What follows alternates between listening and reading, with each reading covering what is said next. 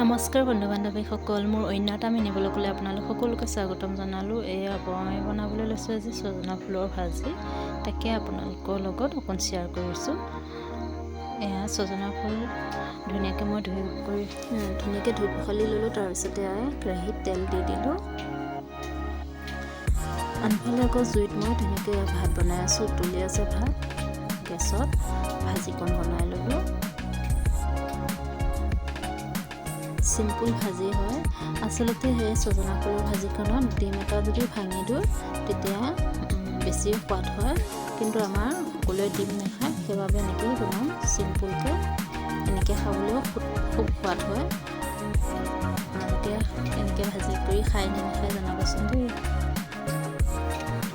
ধুনীয়াকৈ মই পিঁয়াজখিনি ভাজি ল'লোঁ। ৰঙচুৱা হৈ গ'ল। এতিয়া মই ইয়াতে ফুলখিনি দি দিলোঁ।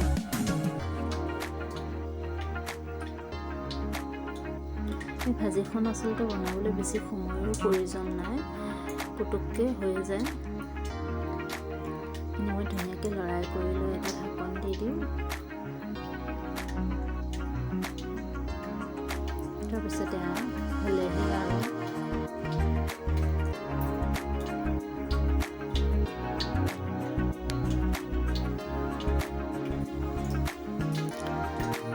মোৰ ভাজিখন ভাজা হৈ গ'ল। এতিয়া মই বাকীখিনিও বনাই লওঁগৈ। ধুনীয়াকৈ সকলোবোৰ বনাই ল'লোঁ। এতিয়া ভাতকেইটাও বাঢ়ি ল'লোঁ। আমাৰ আজি নিৰামিষ ভাত সাজ খাই লওঁগৈ। আপোনালোকেও খোৱা নাই যদি খাই কৰি লওক। আজিলৈ বাই।